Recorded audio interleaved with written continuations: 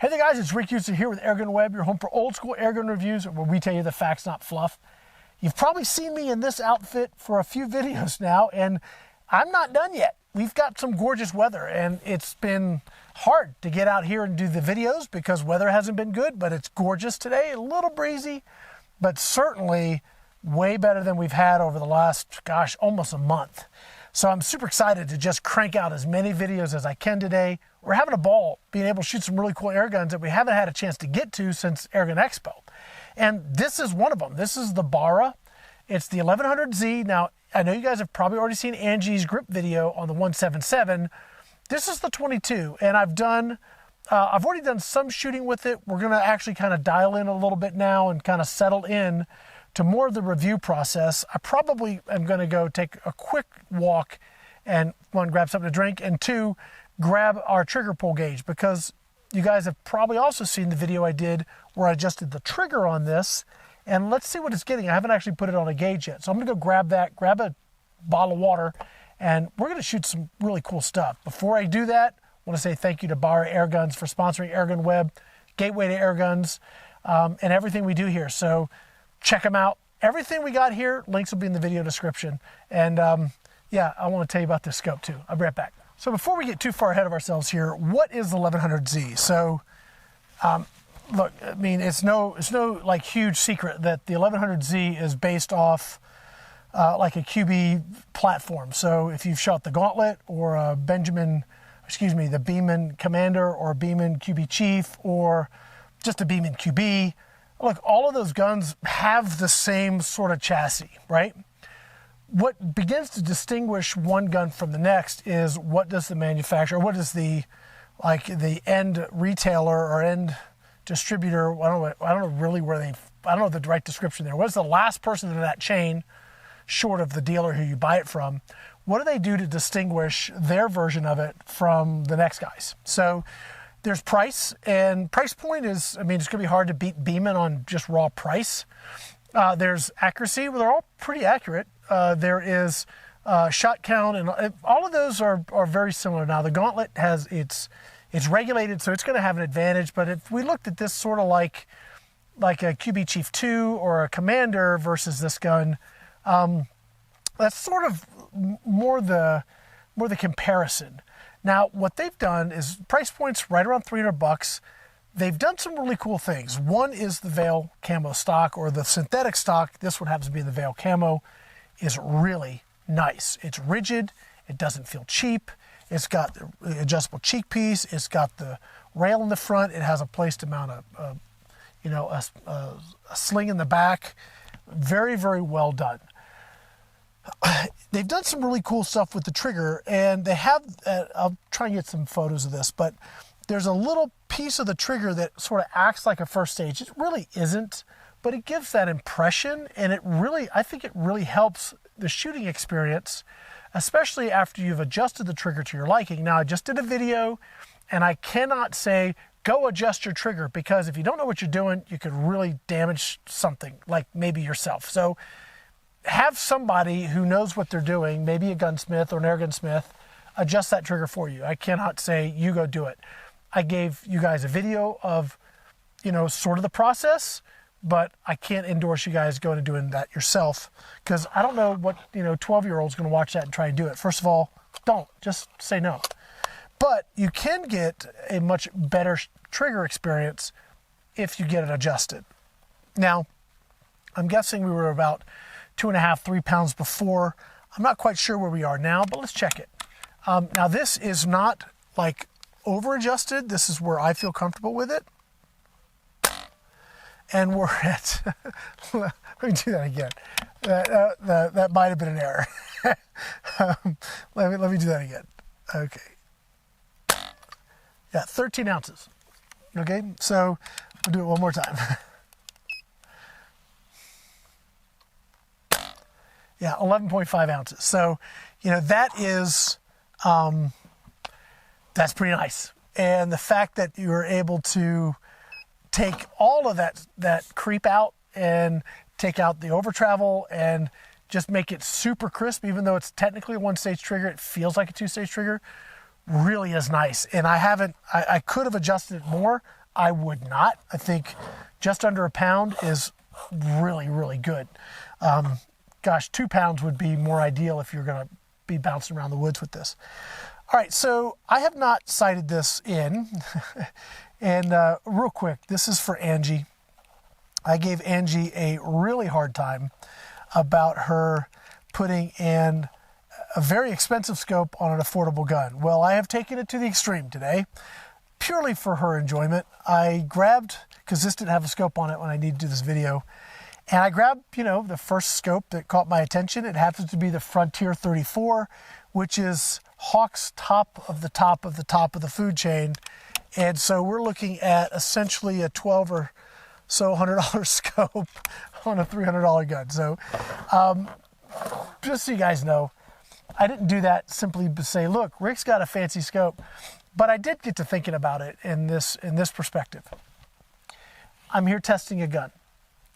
I want to give you guys the information on the best the gun can do, consistently do. So I could put a cheap scope on this, but did I maybe want to have anything to say, was it the scope or was it the gun? If I put this scope on anything I'm shooting, it ain't going to be the scope. Let me just say that. So I thought, you know what? Yes, it's expensive, but I'm going to do it anyway. So the first thing I need to do here, and we are shooting over my chronograph, and it is way out in front of me because I got to keep it in the sunshine. I'm going to try and sight this in. We may or may not get some numbers when I do this because I don't know where I'm going to hit. So I don't want to shoot my chrono. So I'm just going to take a shot at the bank, get sort of dialed in, and then we're going to go ahead and do some accuracy with it. And we'll get our chrono numbers and stuff too. It does have an adjustable hammer spring back here. So if you want to tune it a little bit more, a little bit less, depending on what pellet you're shooting, it's right here. It's easily adjustable and accessible, excuse me. All right, take a shot here. Oh, it's basically on. Okay. All right. We were having fun during the expo talking about how the veil camo makes them more accurate. I'm pretty sure that is the case. So the Frontier 34 that I have is first focal plane, absolutely gorgeous glass. I can zoom all the way in, not have any distortion or any problems with eye relief or anything else. It just is really, really nice. I'm not quite sure where I'm going to be hitting. Let's see. Oh, let me start my other camera. We need to start that up. In case you're wondering, I am shooting at 50 yards today. Just gorgeous weather. I mean, it is really nice. So let's take a shot here. I'm going to shoot the left target. I really love this trigger, what they've done with it. I mean, we're talking about a $300 gun, man. It's just really sweet. Okay, low left.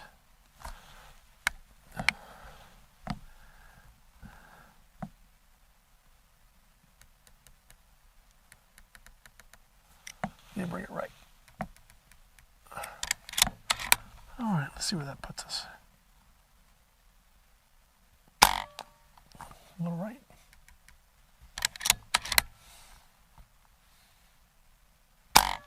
Ooh.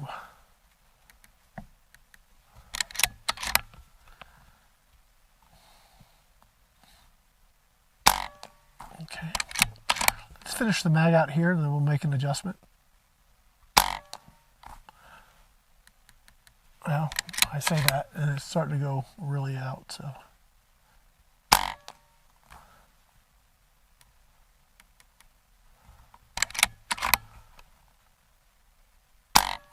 Okay. This is still a little bit high.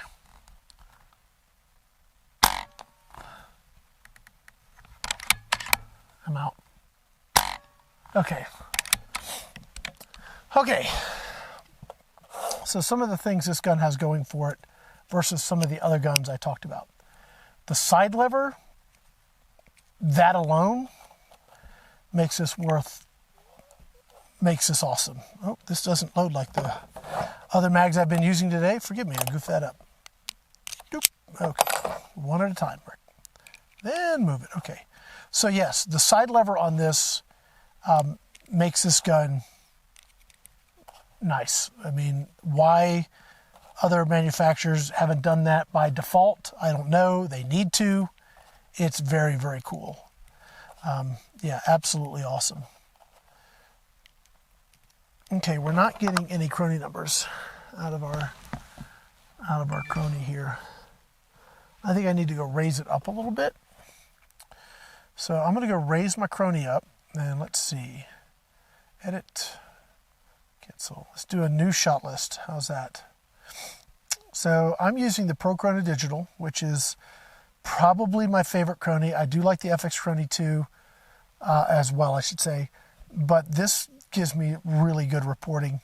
The output is better than the FX by a mile. Let's get this in here. This is the Barra 1100Z 22. And we are shooting the 1813s. Okay.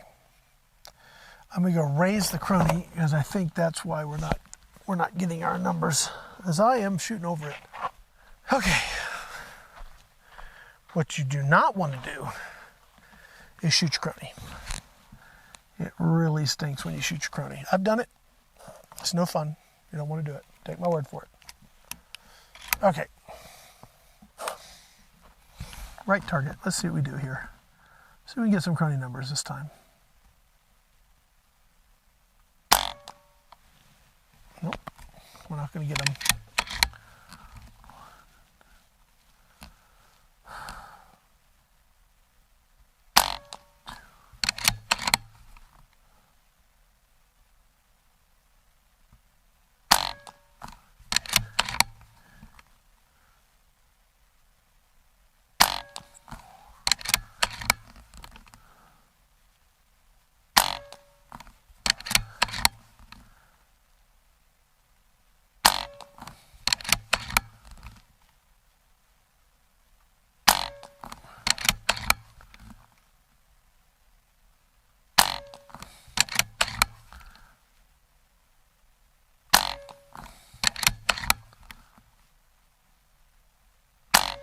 Okay.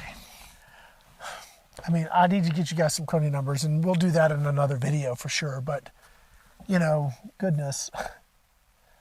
It's a $300 gun. I'm at 50 yards. And it's not like I'm having to work to get it to drive out the center like that. That is just, it's easy. It is really, really easy. I love the stock. I love the feel of it. I love the side lever. Just makes all the difference in the world. If you want to talk about the one thing, well, there's more. Actually, you know, it's shrouded with a 1/2 UNF, so if you want to do something about the noise, you can. It comes with, I believe, 2 magazines. It's got a nice weaver rail, adjustable hammer right here in the back, exposed. Really nice trigger now that I've done the adjustment, and the side lever. The side lever, guys, that is such a huge improvement over what the other offerings bring to the table. That alone is just awesome. So just really, really cool. I'm going to go for giggles. I want to see what our pressure is. And then I may put up a couple smaller shoot and sees on that just to see if it stays consistent. Do some, like 2 more 5-shot groups and see how it does. I mean, why not? We're here. Weather's nice. Beautiful out. Let's see what we got for air though. All right, so I'm sitting at 2,500 PSI. I filled this to 3,000. Yeah, so we've got 2 mags in. I think from what Angie was shooting on hers, she has 177, she was getting, I think, 5 mags with 3 in the middle shooting really well and the 2 on the outside not shooting well. That's not a regulated gun. I'll do a video where we get like the shot curve. We'll do that later. And I may have to just use the FX chronograph for that. We'll deal with that later. But that's impressive. If you can get 30 shots, you find where your power curve is, you just fill it to that and you don't overfill it. Goodness, that's pretty stinking cool. Let me go put a couple little stickers on that target. We're going to do a couple more groups. Here we go. I changed my crony just a little bit more. And I don't know if we'll get them or not, but we'll see. Boy, I'm getting really close. All right, let's see if we can get some. Let's see if we can get some good data. Make sure my audio is working. Testing 1, 2. Yay, we got good audio. Okay, that would suck. We got all the way through these videos and had bad audio. All right, top little target.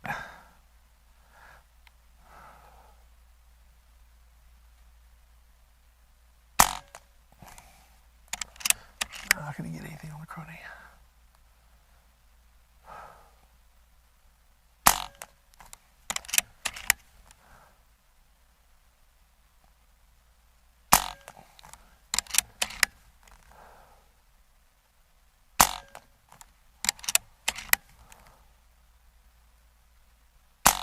All right, dude, that's 50 yards with a $300 gun. I have $1,000 guns more. That would be hard pressed to do that. That is just, yeah, stinking freaking awesome. All right, let's shoot the bottom target. Let's see if it's a one-off, right? Because one group doesn't mean jack. Let's see if we can do it again. Gosh, this scope is pretty. It is really pretty. Okay, here we go. Serious now.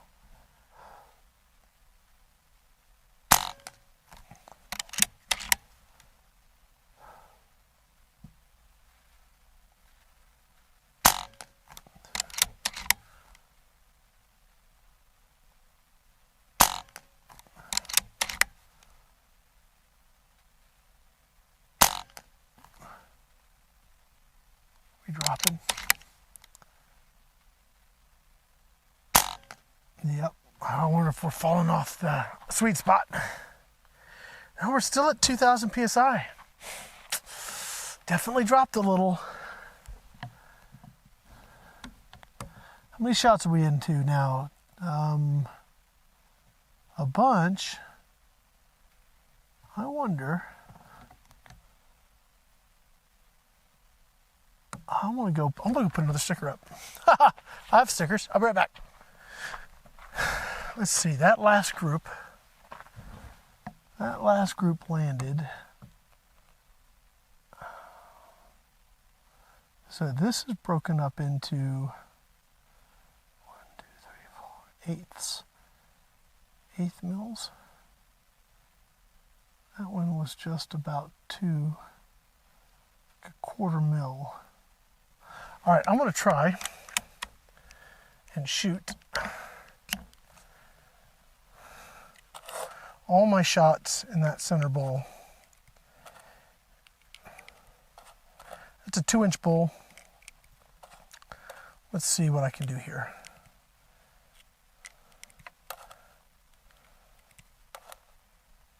The key to this gun, the really consistent accuracy, is going to be to find its sweet spot in the shot curve and then just fill it to that, shoot it till you're out of it, and then fill it to that again. Okay, so it's going to be right there. All right, here we go.